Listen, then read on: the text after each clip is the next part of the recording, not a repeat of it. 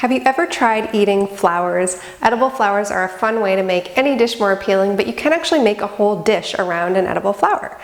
The flowers that grow off of a zucchini plant are totally edible and totally delicious. So today I'm going to show you how you can make stuffed zucchini blossoms using either cheese, like regular dairy cheese, or dairy-free cheese. So if you want to make this 100% vegan and even gluten-free, I've got you covered.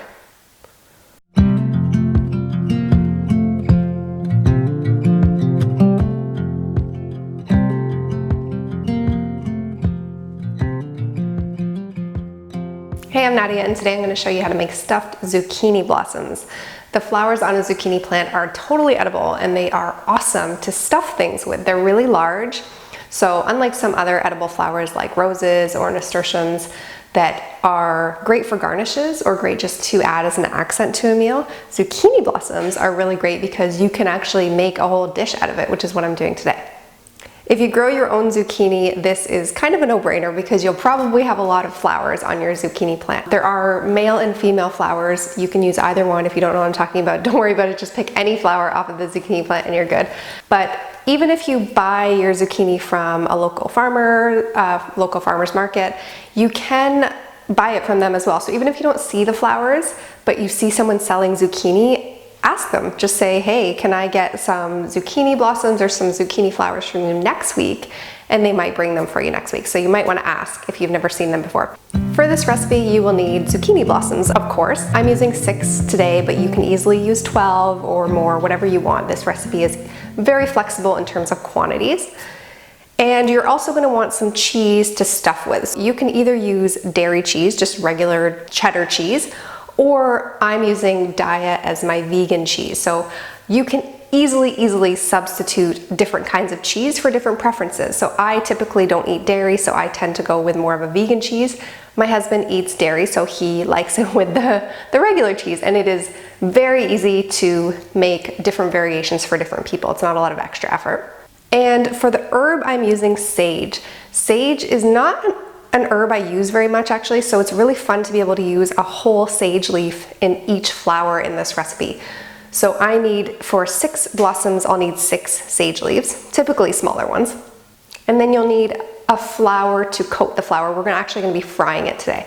So I'm using brown rice flour. I want to keep this gluten-free and vegan, but if you don't need to be gluten-free, then you can certainly go with like a whole wheat flour or whatever your flour you have in your pantry is totally fine. And then salt and pepper and oil for frying. So this is going to be a shallow fry. It's not a deep fry, but you do need a bit of oil. You want the flour to actually be sitting in a little bit of oil. So you kind of want to coat the bottom of the pan with oil for this recipe. And as always, if you want a copy of my free recipe book, I'll have this recipe along with all the others that I've posted over on my blog or on YouTube. You can get access to all of those recipes in a convenient recipe book for free. The link will be below this video. So the first thing that you want to do is get your edible flowers out. You want to open up the petals. So depending on when in the day you pick them and when in the day you're cooking them, the petals might either be open or they might be closed. So if they're closed, that's fine. Just gently tear apart the petals a little bit, not tear them, but open up the petals a little bit so that you can get access into the inside. So it's not difficult to do, it just takes a little bit of effort if you've never done it before. They're very delicate petals though, so just try not to tear it too much because the middle might ooze out if you do that, if you tear it too much. Now once you open up the flower, there's going to be, in the middle bottom of the flower, there's going to be a little piece that's sticking up and you want to pull that out. It's going to be a lot easier to stuff it without that in there. So just, if you have nails, you can just pinch it with your nail. The bigger the flower, the easier this is going to be. If it's a small flower, this will be harder. You might need to use like a paring knife or something like that to get it. But if you have smaller fingers and you have nails, it's not too hard just to kind of pinch it with your fingernails. Otherwise, try using a small knife and just take all those out. And then what you're going to want to do is take your cheese, whether you're using dairy cheese or vegan cheese, whatever you'd like. If it melts, it's great for this recipe. You could even try using like a cashew cheese. I actually haven't tried that, but it is on my list of things to try to do at some point. But anything that you like to eat that's kind of like that gooey sort of sensation, then it's perfect. And you want to stuff it into the flour. So if it's the dairy cheese, then you just use a little block And then once the cheese is in, you just pop in a sage leaf, and then you're gonna wanna close up the flour. So at the top of the flour where the petals open, you can actually twist it or pinch it back, and typically it closes back up. Now, not always. You will find the occasional flour that for whatever reason just doesn't want to close up again. So you can fry it anyway. The cheese just might ooze out a little bit. That's the only downside to it not closing up completely, but it's no big deal. It's still perfectly edible if it doesn't close. It's just the presentation isn't going to be quite as nice. And if it's a shredded cheese, it's a little bit harder, but you can just sort of hold the flour open and stuff it in as much as you can, without overflowing, of course.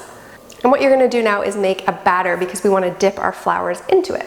So I like to use equal parts flour and water. So if you're making a smaller batch, you can use a 1/4 cup flour with a 1/4 cup water, or a larger batch can be like a third cup, or even a 1/2 cup if you're making a bigger batch. And then throw a little salt and pepper in there and dip your flours into it. So you're just coating the flours all around. You don't need to coat the stem. The stem is actually going to be your handle. So just the petals, coat that up with the batter, and just fry it for a few minutes. I don't know, 2 or 3 minutes or so on each side.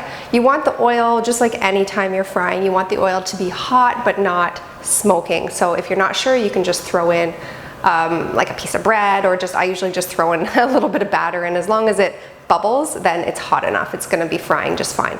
So it's hard to tell because everyone's stoves are a little bit different, but like low to low medium, I typically think is okay. You don't want the oil to be smoking, of course.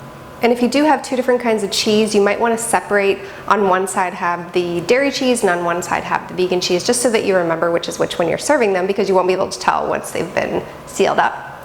And then you're gonna wanna fry it for, I don't know, 2 or 3 minutes or so on each side. You want it to be golden brown. So it will be a little bit crispy, obviously not burnt, but make sure that there's a little bit of gold in there, or even like a medium brown. It depends how you kind of like your taste of fried things. I like things a little bit more fried than not. So I'll tend to go on the higher end. I want that little bit of almost char, but not really. You want a little bit of crunch, and that's what's gonna help melt the cheese as well. So after a couple of minutes, you can flip it and do the same on the other side. So it's sitting in a little bit of oil, but it's not submerged in the oil, and that's plenty to get a delicious coating without wasting a lot of oil.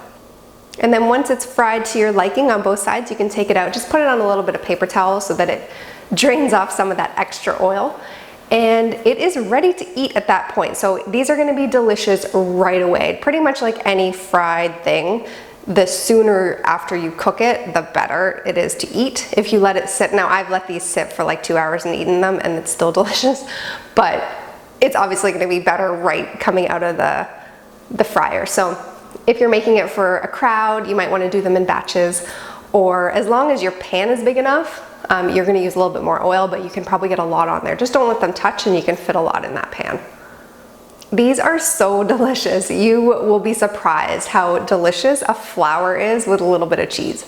So if you try them, please tell me, let me know if you do try them. They are super easy to make and so delicious. They're, you know, certainly more on the indulgent side because they're fried, so maybe pair it with something lighter, but they are a great addition to like really any time of the year. As long as it's zucchini blossom season, then they are fun to make and will please a crowd really nicely. It's a fun little conversation starter if you're talking to people that don't normally eat edible flowers.